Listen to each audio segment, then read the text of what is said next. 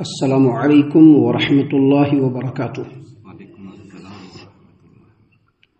اعوذ باللہ السمیع العلیم من الشیطان الرجیم من ہمزہ ونفخہ ونفثہ۔ بسم اللہ الرحمن الرحیم۔ طاسیم میم تلک آیات الکتاب المبین نتلو علیک من نبأ موسیٰ وفرعون بالحق لقوم یؤمنون۔ طاسیم میم یہ واضح کتاب قرآن کریم کی آیات ہیں۔ ہم آپ کو موسیٰ اور فرعون کے بالکل سچے حالات پڑھ کر سناتے ہیں ان لوگوں کے فائدے کے لیے جو ایمان لاتے ہیں۔ محترم سامعین کرام، اللہ تبارک و تعالیٰ کا بے حد اور بے انتہا فضل و کرم ہے کہ الحمدللہ لگاتار قرآن کریم کے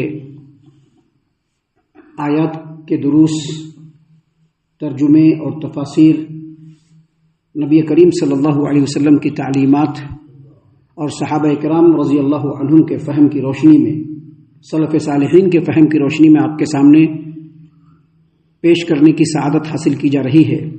اور یقیناً بڑے بابرکت ہیں وہ لوگ جو روزانہ قرآن کریم کے ان آیتوں کو سنتے ہیں، ان کے ترجمے کو سنتے ہیں، ان کی تفسیروں کو سنتے ہیں، اس پر غور و فکر اور تدبر کرتے ہیں۔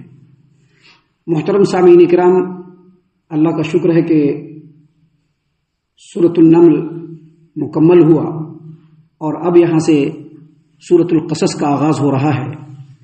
یہ سورۃ القصص جو ہے قرآن کریم میں اس سورت کا آرڈر اور نمبر جو ہے وہ 28 ہے، اور یہ سورۃ القصص مکی صورتوں میں سے ایک صورت ہے۔ مکی صورتوں میں سے یعنی ہجرت مدینہ سے پہلے یہ صورت کریمہ نازل ہوئی۔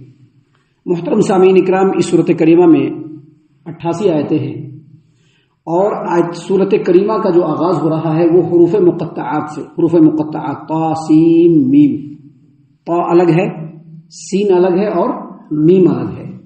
یہ حروف مقطعات کے تعلق سے گفتگو اس سے پہلے بھی آپ کے سامنے پیش کی جا چکی ہے۔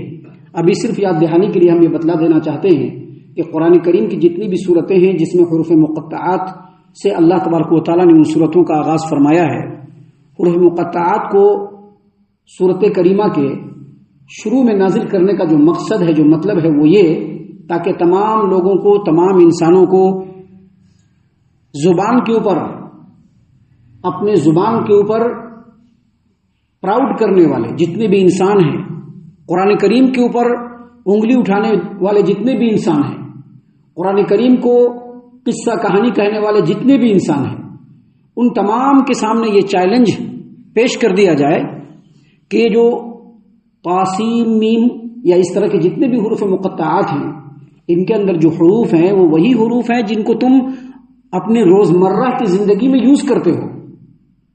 تم لوگ اگر یہ کہتے ہو کہ یہ اللہ تبارک و تعالیٰ کا کلام نہیں ہے، تو قرآن کریم کے اندر جتنے بھی حروف مقطعات ہیں اس کے معنی اور مفہوم کو تم بتلا کر کے دکھلاؤ۔ گویا یہ چیلنج ہے جو آج بھی برقرار ہے، اور اس چیلنج کا جواب آج تک کسی سے نہیں بن پڑا ہے۔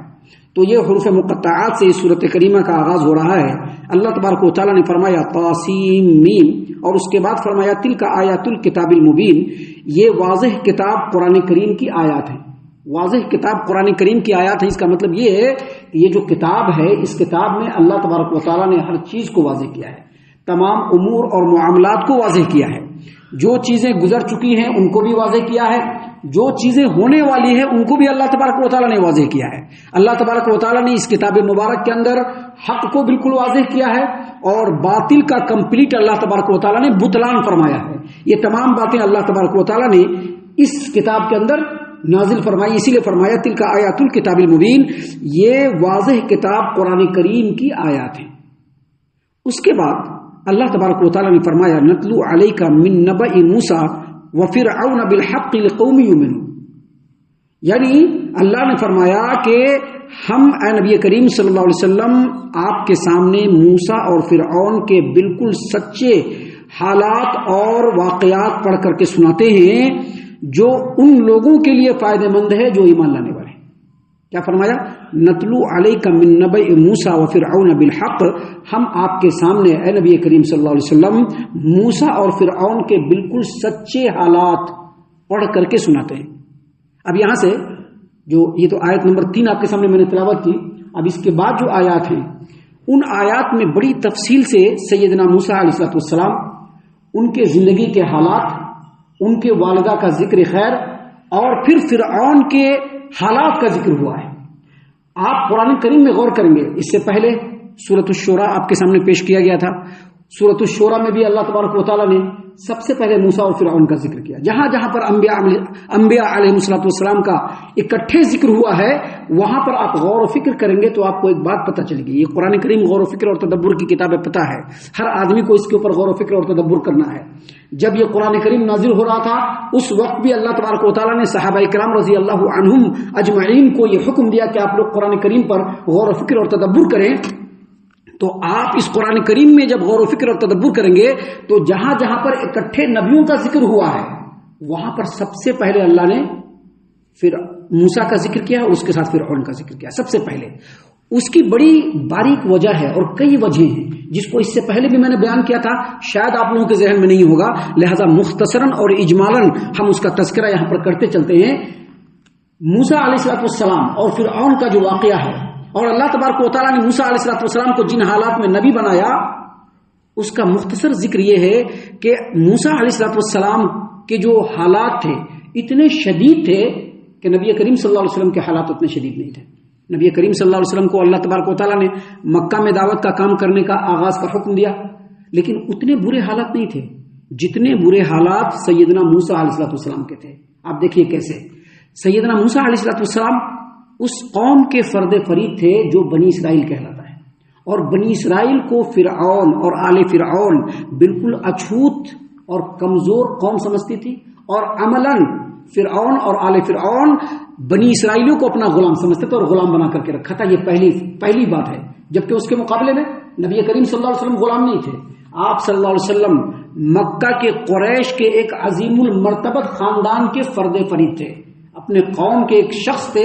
لہذا دونوں کے حالات کا آپ کمپیریزن کریں گے تو موسیٰ علیہ السلام کے حالات بڑے ہی دیگرگو تھے. دوسری بات، سیدنا موسیٰ علیہ السلام کو اللہ تبارک و تعالیٰ نے ایسے سرکش، متمرد، مغرور اور فوراً بھڑک اٹھنے والے فرعون کی طرف اللہ تبارک و تعالیٰ نے موسیٰ علیہ السلام کو نبی بنا کر کے بھیجا اور ان کو کہا کہ جا کر کے مخاطب کرو. اللہ تبارک و تعالیٰ نے موسیٰ علیہ السلام کو بھیجا تو کیا کہا؟ فرعون جو ہے بڑا سرکش ہو گیا ہے کیونکہ وہ بڑا سرکش تھا، بڑا مغرور تھا، بڑا ہی متمرد تھا، چھوٹی چھوٹی باتوں پر بھڑک اٹھنے والا تھا.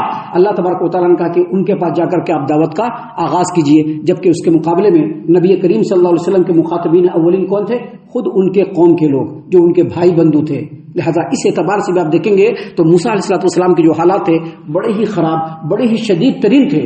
تیسری بات، اللہ تبارک و تعالیٰ نے موسیٰ علیہ السلام کو جب نبی بنا کر کے بھیجا تو جہاں یہ حکم دیا کہ آپ فرعون اور آل فرعون کو جا کر کے توحید کی دعوت دیں اور یہ بتلایا کہ فرعون تم رب اعلیٰ نہیں ہو بلکہ اللہ تبارک و تعالیٰ ہی معبود برحق ہے، لیکن اس کے ساتھ ساتھ اور کیا کہا کہ بنی اسرائیل کو بھی آزاد کر کے لانا ہے.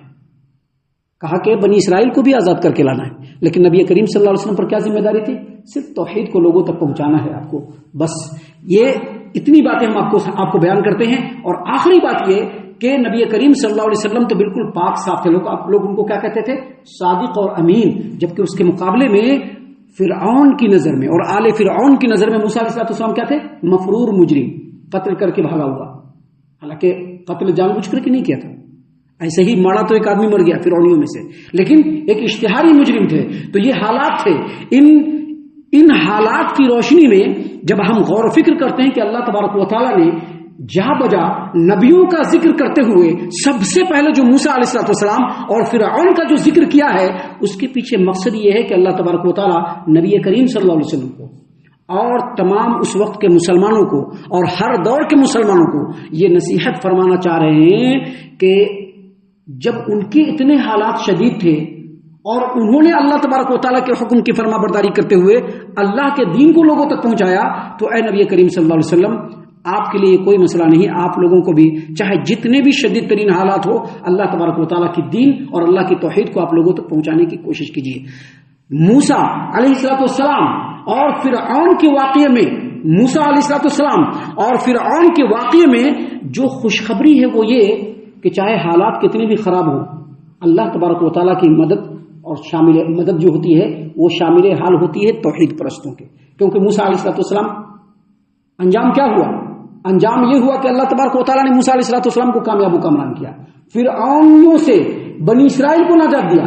اور اس کے مقابلے میں بنی اسرائیل کا اس کے مقابلے میں فرعونیوں کا کیا حال ہوا؟ اللہ تعالیٰ نے فرعون کو آل فرعون کو پانی کے اندر غرقاب کر کے اس صفحہ ہستی سے ان کا نام و نشان مٹا دیا. جس کے اندر نصیحت یہ ہے کہ چاہے حالات کیسے بھی ہو، اگر ایمان والے اللہ تبارک و تعالیٰ پر توکل اور بھروسہ کرتے ہوئے اڈگ رہیں گے تو اللہ تبارک و تعالیٰ کامیابی و کامرانی کن کو دیں گے؟ ایمان والوں کو ہی دیں گے. تو یہاں پر اللہ تبارک و تعالیٰ نے فرمایا نتلو علیک من نبأ موسیٰ وفرعون بالحق، ہم آپ کے سامنے موسیٰ اور فرعون کے بالکل سچے حالات پڑھ کر کے سناتے ہیں. یہاں پر ایک بات اور غور کر لیجئے، مفسرین اور اہل علم کے بیان کے مطابق یہ جو فرعون ہے نا، فرعون ہم لوگ سمجھتے ہیں کہ ایک نام ہے، لیکن آپ تاریخ کی کتابوں کے اندر دیکھیں گے بہت سارے مفسرین کے بیانات کو آپ دیکھیں گے تو آپ کو پتا چلے گا کہ فرعون ایک لقب ہے، ایک بادشاہ کا نام نہیں ہے. فار ایگزامپل ترکوں کے بادشاہ کا پرانے زمانے سے ایک لقب ہوا کرتا تھا خاقان، یمن کے بادشاہوں کا ایک زمانے سے لقب ہوتا تھا تبع، روم کے بادشاہوں کا لقب ایک زمانے سے قیصر، اور ایران کے بادشاہوں کا ایک زمانے سے لقب کیا تھا؟ کسرا.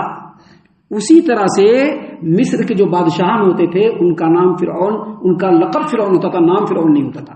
اور بعض مفسرین نے یہ بھی تصریح کی ہے کہ موسیٰ علیہ السلام کے زمانے میں دو فرعون، ایک فرعون کا باپ جو راسیس تھا وہ، اور دوسرا منفتح جو اس کا بیٹا تھا جو غرقاب ہوا تھا پانی کے اندر اپنے پورے لاؤ لشکارے کے ساتھ. مفسرین نے یہ بیان کیا ہے جس کو ہم نے بیان کر دینا یہاں پر فائدے کی غرض سے کیا ہے. محترم سامعین کرام، اللہ تبارک و تعالیٰ نے فرمایا نتلو علیک من نبأ موسیٰ وفرعون بالحق، ہم آپ کے سامنے اے نبی کریم صلی اللہ علیہ وسلم موسیٰ اور فرعون کے بالکل سچے حالات پڑھ کر کے سناتے ہیں. لقوم یؤمنون، یہ ان لوگوں کے فائدے کے لیے جو ایمان لاتے ہیں. کیا مطلب ہے؟ مطلب یہ کہ ان واقعات کو سنانے کے پیچھے جو مقصد ہے وہ یہ بتلانا ہے تمام مسلمانوں کو، تمام انسانوں کو، نبی کریم صلی اللہ علیہ وسلم کو، کہ جو لوگ اللہ تبارک و تعالیٰ کے فرما بردار ہوتے ہیں ان کا کیا انجام ہوتا ہے، اور جو اللہ کے نافرمان ہوتے ہیں بالآخر ان کا کیا انجام ہوتا ہے.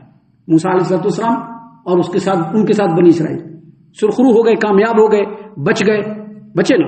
اس کے مقابل میں فرعون اور آل فرعون کیا ہو گیا؟ غرق ہو گیا. تو یہ بتلانا مقصود ہے کہ اللہ کے نافرمانوں کا بالآخر کیا انجام ہوتا ہے اور اللہ کے فرما برداروں کا کیا انجام ہوتا ہے. لیکن یہ جو واقعات بیان ہوتے ہیں اس کے پیچھے جو نصیحت ہوتی ہے وہ ان لوگوں کے لیے ہوتی ہے جو ان واقعات کو سچا سمجھے، اس پر ایمان لائے، اور ایمان لا کر کے اس کے مطابق اپنے دل کے اندر نصیحت حاصل کرے گا تو نصیحت حاصل ہوگی. جو لوگ اس کو واقعہ سمجھ کر کے سنیں گے ان کے لیے اس میں کوئی فائدہ نہیں ہے. یہ باتیں اللہ تبارک و تعالیٰ نے یہاں پر بیان فرمائی ہے. آگے موسیٰ علیہ السلام اور فرعون کا ذکر کا آغاز ہو رہا ہے، جس کو انشاءاللہ کل اور کل کے بعد کے درسوں میں ہم آپ کے سامنے پیش کریں گے.